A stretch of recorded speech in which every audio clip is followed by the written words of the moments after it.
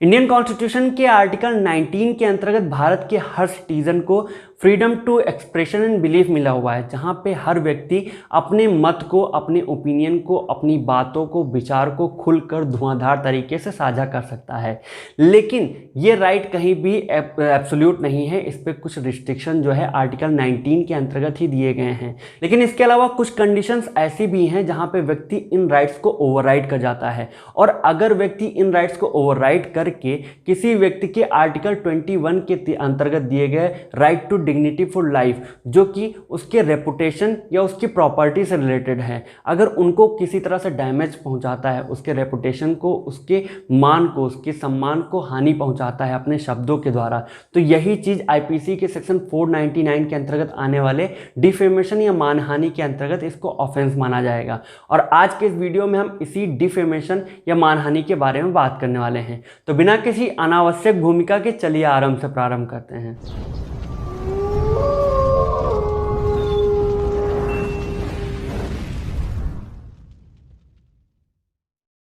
तो अभी इस वीडियो में हम आगे बात करने वाले हैं डिफेमेशन के प्रोविज़न के बारे में, जो कि आईपीसी में दिया गया है, उसके 4 एक्सप्लेनेशन और उसके 10 एक्सेप्शन के पॉइंट में। क्योंकि जब भी कोई डिफेमेशन का केस कोर्ट के सामने जाता है तो इस केस में सबसे पहले कोर्ट ये देखती है कि कहीं ये पूरा एक्ट जो है, जिसमें जो ऑफेंडर ने जो एक्ट किया है वो एक्सेप्शन में तो नहीं आता है। अगर एक्सेप्शन में आता है तो वो डिफेमेशन कभी बनेगा ही नहीं, फॉर्मुलेट ही नहीं होगा। तो एक्सेप्शन से बचने के बाद अगर वो एक्सेप्शन में नहीं आता तो यहाँ पे ये सेक्शन 499 के अंतर्गत ऑफेंस ये कमिट होगा। अगर सेक्शन 499 के अंतर्गत दिए गए डेफिनेशन के हिसाब से अगर हम बात करें डिफेमेशन या मानहानि के बारे में, तो इसका मतलब ये हुआ कि अगर कोई व्यक्ति ऐसा बोलता है या फिर ऐसा कुछ लेख लिखता है, एक रिटन फॉर्म में एक डॉक्यूमेंट लिखता है या स्टेटमेंट लिखता है, या फिर कोई विजुअल रिप्रेजेंटेशन करता है जिसको देखा जा सकता है, या फिर किसी चीज़ को, ऐसी चीज़ को जिसको सुना जा सकता है, वो ऐसा करता है और उसको ऐसा करने से किसी सामने वाले व्यक्ति की बेइज्जती होती है, उसका अपमान होता है, उसके मान पे ठेस पहुंचती है, सम्मान को ठेस पहुंचती है, और ऐसा ये व्यक्ति इंटेंशनली कर रहा है, जानते हुए कर रहा है कि उसके ऐसा करने से सामने वाले व्यक्ति को नुकसान होगा, उसके क्रेडिट में, उसके साख में, उसके मान सम्मान में कमी आएगी। तो ऐसा अगर व्यक्ति जानते हुए कर रहा है तो वो सेक्शन 499 के अंतर्गत आने वाले डिफेमेशन को कमिट कर रहा है और वो इसी के लिए लायबल माना जाएगा। तो इस डिफेमेशन या मानहानि के पूरे प्रोविजन को जानने के लिए आपको डिफेमेशन के जो डेफिनेशन दी है और उसके अलावा इसके एक्सप्लेनेशन और इसके एक्सेप्शंस हैं, उन सबको एक साथ पढ़ना अत्यंत आवश्यक है। देखते हैं क्या है पूरा प्रोविजन। तो सबसे पहले एक्सप्लेनेशन में ये बताया गया है कि अगर किसी पर्सन ने किसी दूसरे पर्सन के बारे में उसकी बेइज्जती करी, कोई ऐसा अपमानजनक शब्द कहा, और जबकि वो सामने वाला पर्सन पहले से ही मर चुका है, मृत्यु को प्राप्त हो चुका है, जिसकी वजह से उसके फ्रेंड्स, उसके रिलेटिव या किसी फैमिली मेम्बर्स की रेपुटेशन में, उनकी साख में कमी आती है, तो ये भी डिफेमेशन के ही डेफिनेशन में आएगा।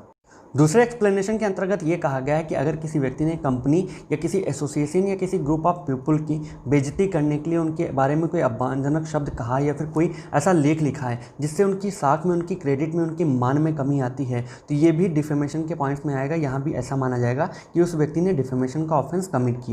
तीसरा एक्सप्लेनेशन बहुत ही इंटरेस्टिंग एक्सप्लेनेशन है, क्योंकि ये डिफेमेशन बाय इन्यूडो के बारे में बात करता है। इन्यूडो को हिंदी में कहते हैं वक्रोक्ति, और ये वो सार्केस्टिक लाइंस होती हैं जो कि कहीं सही तरीके से जाती हैं, लेकिन सर्कमस्टेंसेस कुछ ऐसे होते हैं और कहने का तरीका ऐसा कुछ होता है कि वो सामने वाले व्यक्ति की बेइज्जती कर देता है। मान लीजिए ए की घड़ी चोरी हुई और बी और सी वहीं पर बैठे हुए थे, तो बी ने मुस्कुराते हुए एकदम से कहा कि सी बहुत ही अच्छा व्यक्ति है, बहुत ही ईमानदार है, और वो ए की घड़ी बिल्कुल नहीं चुरा सकता। तो यहाँ पे भले ही उस व्यक्ति ने यहाँ पे घड़ी नहीं चुराई, लेकिन उसने कहा कुछ ऐसे अंदाज में कि पूरा शक सी के ऊपर चला गया। तो यहाँ पे ऐसा माना जाएगा कि व्यक्ति ने, जो कि बी है, उसने सी के बारे में मानहानि किया है, उसका डिफेमेशन किया है।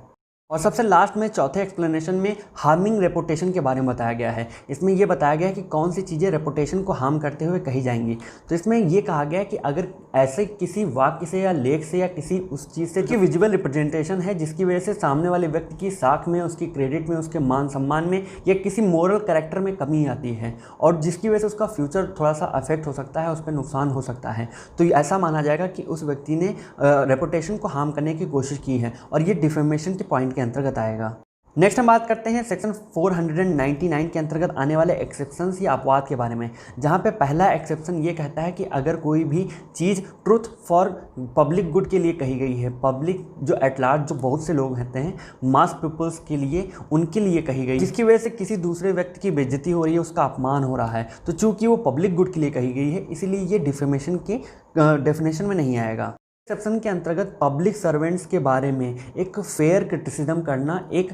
निष्पक्ष आलोचना करना, अगर कोई व्यक्ति किसी पब्लिक सर्वेंट के बारे में निष्पक्ष आलोचना कर रहा है, सत्य बातें कर रहा है, जिससे उस सामने वाले व्यक्ति की जो कि पब्लिक सर्वेंट है उसकी बेइज्जती हो रही है, अपमान हो रहा है, तो वो भी डिफेमेशन के डेफिनेशन में नहीं आएगा। तीसरा एक्सेप्शन भी दूसरे एक्सेप्शन की तरह ही है, लेकिन इसमें सब्जेक्ट मैटर जो है वो बदल जाता है, यानी वहाँ पे पब्लिक सर्वेंट था, यहाँ पे other than a public servant, जो कि पब्लिक कंडक्ट कर रहा है, पब्लिक कंडक्ट के लिए काम कर रहा है, तो अगर उसके आचरण पे, उसके कार्य पे, उसके किसी भी चीज़ पे कमेंट किया जाता है जिससे उसका अपमान होता है, तो वो चीज़ भी यहाँ पे थर्ड एक्सेप्शन के अंतर्गत आएगी। फोर्थ एक्सेप्शन के अंतर्गत report of proceeding of court of justice, जो कोर्ट ऑफ जस्टिस के जो रिपोर्ट्स हैं उनको अगर पब्लिश किया जाता है, उनकी वजह से किसी दूसरे व्यक्ति की बेइज्जती होती है, उनका अपमान होता है, तो वो भी फोर्थ एक्सेप्शन के अंतर्गत आता है, वो डिफेमेशन नहीं कहा जाएगा। फिफ्थ एक्सेप्शन भी जुडिशरी से रिलेटेड है, जहाँ पे ऐसा कहा गया कि अगर किसी केस में कोई जुडिशियल प्रोसीडिंग चल रही है और केस के सिलसिले में कोई कमेंट आया और उस कमेंट को पब्लिश कर दिया गया है, उसको निकाल दिया गया है, लेख प्रकाशित कर दिया गया है, जिसकी वजह से किसी व्यक्ति का, जो कि उसमें पार्टी भी हो सकती है, विटनेस भी हो सकता है या कोई भी हो सकता है,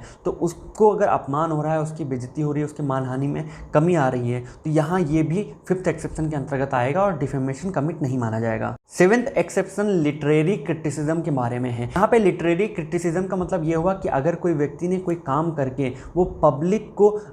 पब्लिक के जजमेंट पे छोड़ दिया, पब्लिक के व्यूज़ पे छोड़ दिया, तो अगर पब्लिक उस मामले में कोई क्रिटिसिज्म कर रही है, कोई ऐसा कमेंट कर रही है जिसके सामने वाले की बेइज्जती हो सकती है, तो वो भी डिफेमेशन के पॉइंट में नहीं आएगा। जैसे मान लीजिए मैं यूट्यूब वीडियो बनाता हूँ और मैंने पब्लिक के जजमेंट के लिए छोड़ दिया, व्यूअर्स के जजमेंट के लिए छोड़ दिया कि मैंने तो वीडियो बना दिया, अब आप देख के बताइए कि ये कैसा बना है। अब इस सिलसिले में अगर मेरे कमेंट बॉक्स में कोई अब्यूजिव वर्ड आते हैं, कोई ऐसा चीज़ आता है जिससे मेरी बेइज्जती होती है, तो यहाँ पे मैं उस व्यक्ति को डिफेमेशन के लिए लायबल नहीं ठहरा सकता।